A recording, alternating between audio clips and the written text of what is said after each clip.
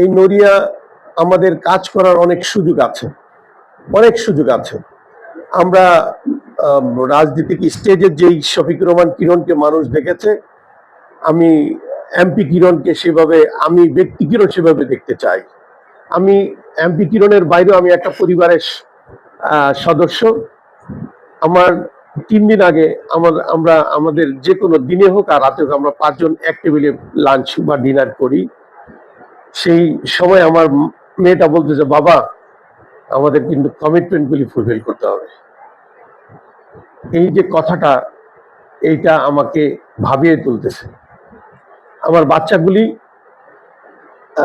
Committed, মিথ্যাচার করে না, মিথ্যা কথা বলে কোথাও যায় না, কোথাও কিছু করে না, এবং তারা জানে তার বাবা যা বলেন সত্য কথা বলেন, তার বাবা যা বলেন তা করেন। এটা তাদের, আমার প্রতি বিশ্বাস তাদের আছে।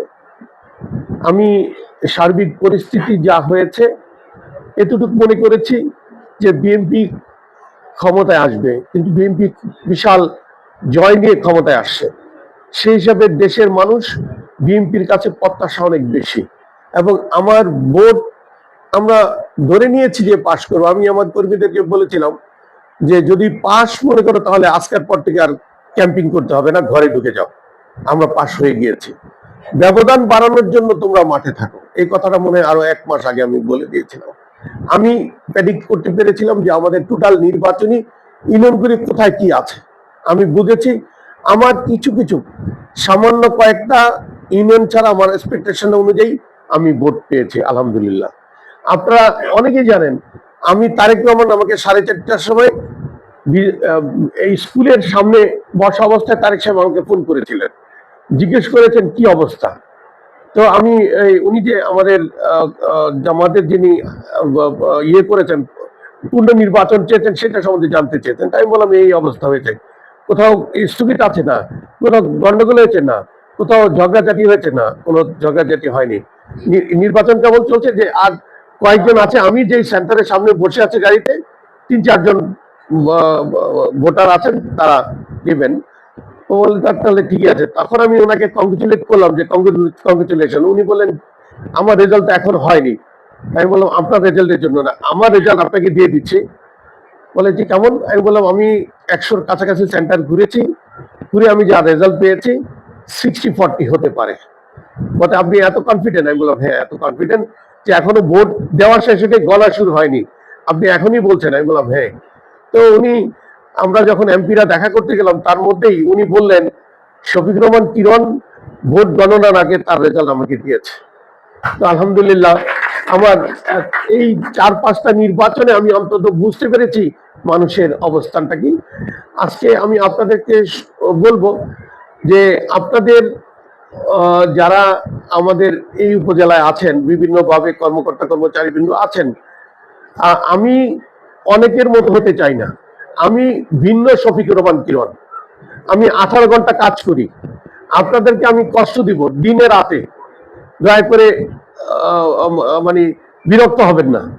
আমি আমার এলাকাকে আগিয়ে নিয়ে যাওয়ার জন্য যদি 8 ঘন্টা কাজ করি তাহলে এলাকা আগাবে। মিনিমাম 16 ঘন্টা আপনাদেরকে কাজ করবো আর আমি 22 ঘন্টা কাজ করবো, তাহলে এলাকা আগাবে এবং ভিন্ন একটা নৈরিয়া হবে, ভিন্ন একটা সজীবুর হবে। আমি বাই দিস টাইম আমার পার্সোনাল স্টাফদের সাথে আমি প্রিপারেশন নিয়েছি আমি কি কি করব।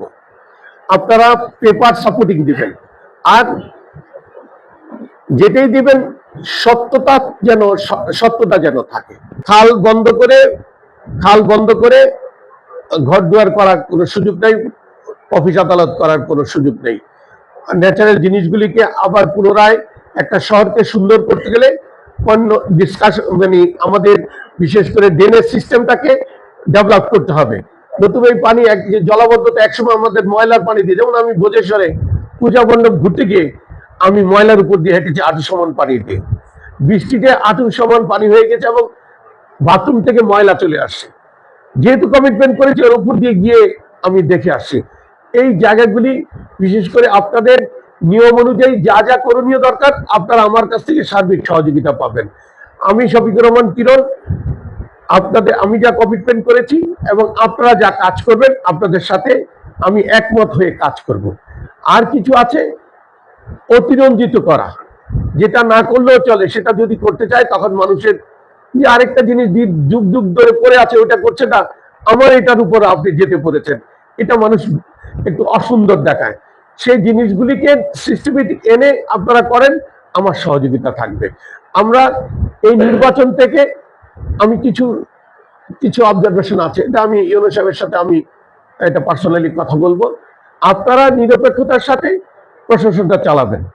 আর যদি মনে করেন যে নিরপেক্ষতার সাথে আপনারা চালাতে গেলে আপনি বিএনপি করেন, আপনি অফিসের নিয়ম শৃঙ্খলা মেনে আপনি চলতে চান না, তাহলে আমি বিএনপি এখানে চাই না, আমি অফিসার চাই।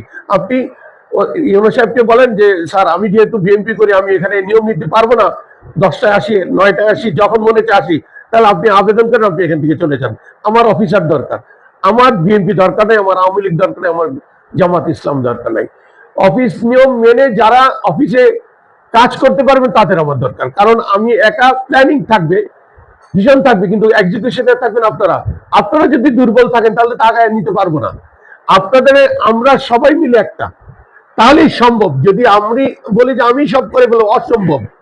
আমার টিম, আমার যারা থার্ড সর্বশেষ যে আমার ইয়েটা ছিল, কি বলে, সদস্য ছিল বিএনপির, সে মিলে সবাই কাজ করাতে আমি এমপি হয়েছি। আমি একাই নেই, একা আমার যোগ্যতা নিয়ে আমি এমপি হতে পারিনি, সবাইকে মিলে আমি হয়েছি।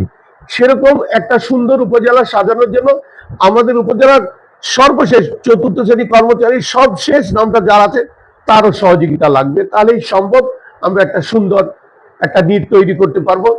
আর বিশেষ করে একটা জিনিস আমি আমাদের ভারপ্রাপ্ত কর্মকর্তা দায়িত্বে আছেন, আমি বলবো আমরা কিন্তু মাদকের ব্যাপারে জিরো টলারেন্স।